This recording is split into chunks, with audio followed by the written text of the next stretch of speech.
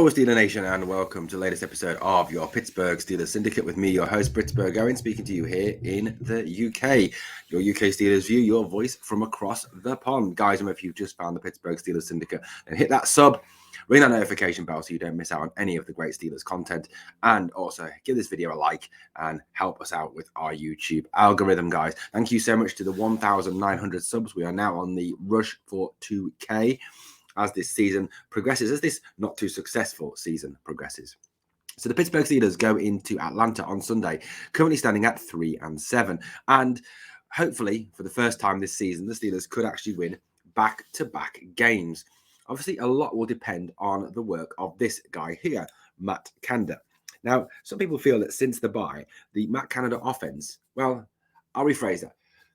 People feel that since the bye, the first half Matt Canada offense has got a bit better.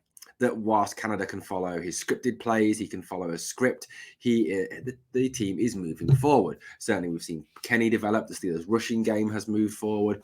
Pat Freiermuth is certainly becoming more involved. George Pickens is looking like a real wide receiver one. And in the first half, the Steelers have certainly looked a good team. You know, against the Saints, they were up going into halftime. Against the Bengals, they were up going into halftime. Against the Colts, up going into halftime. You know, it's a constant thing here where it seems that, that in the first half, when Canada can run what he knows and run the plays that he sees, he does a decent job. Not a brilliant job, not a wonderful job. Certainly there is this continuing allegation, isn't there? This was Dean Pease, who is the defensive coordinator of the Atlanta Falcons, who was speaking yesterday. He said, if you watch the first part of the season with Trubisky and now you watch here, you see the same route tree, you see the same plays, you see pretty much the same everything. I don't think they've changed a whole lot. And that certainly, was echoed by the Colts. One of the Colts players shouting it's the same plays in the second half. And also Jermaine Pratt of the Bengals also taking to social media and saying the Steelers just run the same plays all the time. And I think that's a fair criticism. I think, if you look at the first half, if you look at what the Steelers do, they do run the same plays and they run a very, very set of scripted, very conservative plays in the first half. Then it comes to the second half and they try to run the same set of very scripted, very conservative plays, and it just does not work. Why does it not work? Well, it doesn't work because the opposition, by that point, have adjusted to what the Steelers are running. They have learnt the route trees. They have learnt the screens, the jet rushes, jet sweeps, the end arounds, the running routes, the blocking schemes. They've learnt them. They've adjusted to them. They've changed them. And one thing that Matt Canada is really struggling with, and is, I think, going to be ultimately what could cost him his job. I still, for a minute, think that he will not get the sack at the end of the season. He still will be the Pittsburgh Steelers offensive coordinator in the 2023 season, is the fact that he is unable to adjust to opposition defensive coordinators. If you look at the second half performances of the Pittsburgh Steelers, it has been far from good enough. Against the Eagles, they put up only 3 points. Against the Saints, they put up only 10 points. Against the Bengals, they put up only 10 points. One of those touchdowns coming in garbage time. The Colts, they put up 8 points. That was that that fourth quarter comeback drive led by Kenny Pickett, with the actual touchdown play being on a Kenny Pickett audible. That he went over to the sideline and spoke up and said, Benny Snell can get this, he can get in, we can get this touchdown. And then Pickett, obviously, you can see him saying 2, go for 2. It's there. It was Pickett leading that. So not really Canada deserving any credit there. It was more Kenny taking the offense on his own, taking some ownership, taking some leadership, and actually leading the team.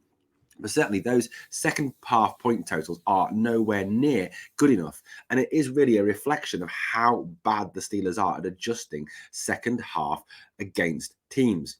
The Steelers need to come out on Sunday and play a 60-minute game. The offense, that is. The offense needs to come out and play a 60-minute game. Not a 30-minute game. Not get to halftime and kind of declare on the number of points they've got and try for desperation to hold on to that lead by putting all the pressure back on the defense, which seems to be the current scheme that the Steelers are using. They really do need to go out there and actually, perform for 60 minutes, which means Matt Canada needs to develop a new string to his bow, if he can. It may be that he is so poor and so bad as an offensive coordinator that he is very much a straight line thinker. He can't think outside the box. He can't think originally. He doesn't have that ability to think originally. certainly something that perhaps in college he didn't need. He can't adjust to the opposition defense. And if that is the case, then he is singularly proving that he is not the man to lead the Pittsburgh Steelers forward into the 2023 season.